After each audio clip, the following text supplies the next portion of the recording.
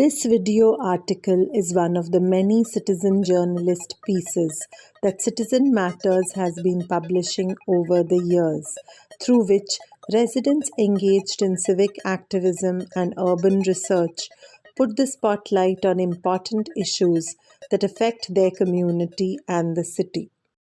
அன்புடையூர் வணக்கம்.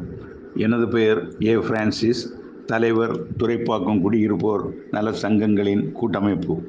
சென்னை மாநகர குடிநீர் விநியோகம் தொடர்பாக இப்பகுதியில் 2013 ஆண்டு ஆரம்பித்த அந்த பணிகள் ஆமை வேகத்தில் செல்வதால் இன்னும் வீட்டு இணைப்பு கொடுக்கப்படவில்லை.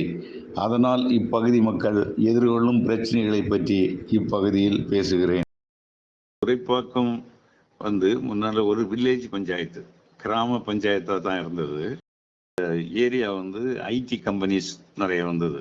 அதனால நிறைய குடியிருப்புகளும் அந்த இடத்துல அதிகமாக வந்தது. அந்த டைமில் தான் சென்னை கார்பரேஷன் அதோடு சேர்ந்த பல ஏரியாக்களை, சிட்டியை சுற்றி உள்ள புறநகர் ஏரியா எல்லாத்தையும் சேர்த்து கிரேட்டர் சென்னை கார்பரேஷன் அப்படின்னு சொல்லிட்டு ஃபார்ம் பண்ணாங்க. இணைக்கப்பட்டதுல இருந்து அவங்க அந்த ஏரியாவுக்கு குடிநீர் கொடுப்பதற்கும் கழிவுநீர் கால்வாய் அமைப்பதற்கும் திட்டங்கள் எல்லாம் தயார் பண்ணாங்க. 2013 இந்த ஏரியாவில் குடிநீர் கொடுக்க வேண்டிய உள்ள திட்டத்தை செயல்படுத்துறதுக்கு உத்தரவுகள் கொடுத்தாங்க, கான்ட்ராக்ட் கொடுத்தாங்க. வீடுகளுக்கு பாதாள சாக்கடை இணைப்பு கொடுக்கறதுக்கு 2 ஸ்கீமும் போட்டாங்க. 2015 எல்லாம் வேலை ஆரம்பிச்சு இந்த தெருக்களுக்கு எல்லாம் குழாய் போட்டாங்க, வாட்டர் டேங்க் கட்ட ஆரம்பிச்சாங்க. ஆனா கொஞ்ச நாளையில அந்த ஒர்க் ஸ்டாப் ஆயிட்டு.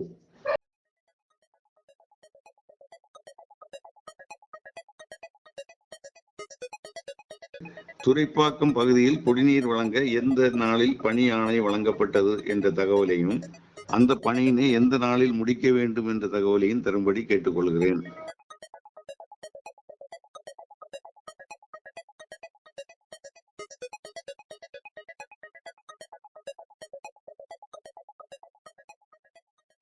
ஆனா அந்த பணி என்ன இருக்குன்னா 22 அக்டோபர் மாசமே முடிஞ்சு அந்த டேங்க் எல்லாம் ஃபுல்லாகி தண்ணி இருக்கு.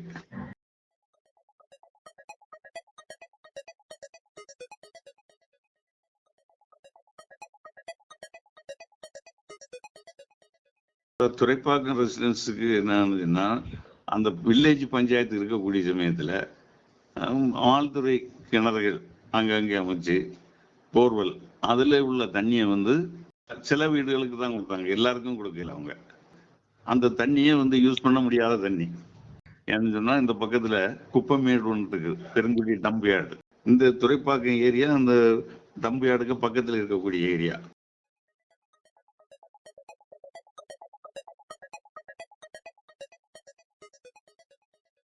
அது இருக்கிறதுனால அதுல உள்ள கழிவுகள் இறங்கி பூமியில இறங்கி நிலத்தடி நீரோட கலந்து இந்த பகுதி நிலத்தடி நீர் முற்றிலும் மாசுபட்டு இருக்குது. நாங்கள் லேபில் டெஸ்ட் பண்ணதில், மெட்ரோ வாட்டர் லேபில் டெஸ்ட் பண்ணதிலே 0.5 இருக்கக்கூடிய அமோனிக்கல் நைட்ரஜன் 5.6 இருக்குது அதில். இதே மாதிரி எல்லா கெமிக்கல்ஸும் அதில் கூடுதலாக இருக்குது. இந்த தண்ணியை கீழே அவங்களே சர்டிஃபை பண்ணியிருக்காங்க, குடிப்பதற்கு பயனற்றதுன்னு சொல்லிட்டு.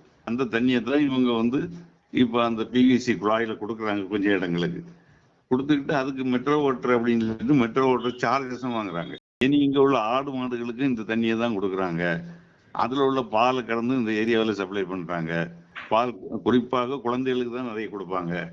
அதனால குழந்தைகளும் பாதிக்கக்கூடிய அபாயம் இருக்குது. இந்த துறைப்பாக்கம், ஆனந்த நகர், விநாயகர் நகர், இந்த பக்கம் இண்டஸ்ட்ரியல் எஸ்டேட், இந்த மாதிரி ஏரியாவில் சுத்தமா தண்ணி கிடைச்சிடலாம். இங்க பெரும்பாலான ஆட்கள் வாட்டர் டேங்கர், அந்த பிரைவேட் லாரி டேங்கர் வழி தான் தண்ணி வாங்குறாங்க.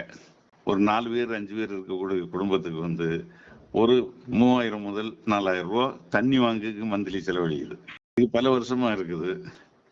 அதே நேரத்துல மெட்ரோ வாட்டர் பல வருஷமா இழுத்தடிச்ச பணி 2022 முடிஞ்சு 2022 அக்டோபர் மாசமே டேங்க்ல தண்ணி ரெடியா இருக்குது. நாங்க அசோசியேஷன் சார்பில் நாங்க முறையிடுறோம். எம்எல்ஏட்ட கடிதம் கொடுத்துருக்கோம், கவுன்சிலருக்கு கடிதம் கொடுத்துருக்கோம். இப்போ இந்த ஏரியா சபான்னு ஒரு இது நடந்தது, அதில் கடிதம் கொடுத்துருக்கோம். மெட்ரோ வாட்டருக்கு கடிதம் கொடுத்துருக்கோம். இதெல்லாம் நாங்க பண்ணிட்டு இருக்கோம். இன்னும் வந்துரும்னு சொல்றாங்களே தவிர ஆனா வீட்டுக்கு இன்னும் சப்ளை ஆகலை.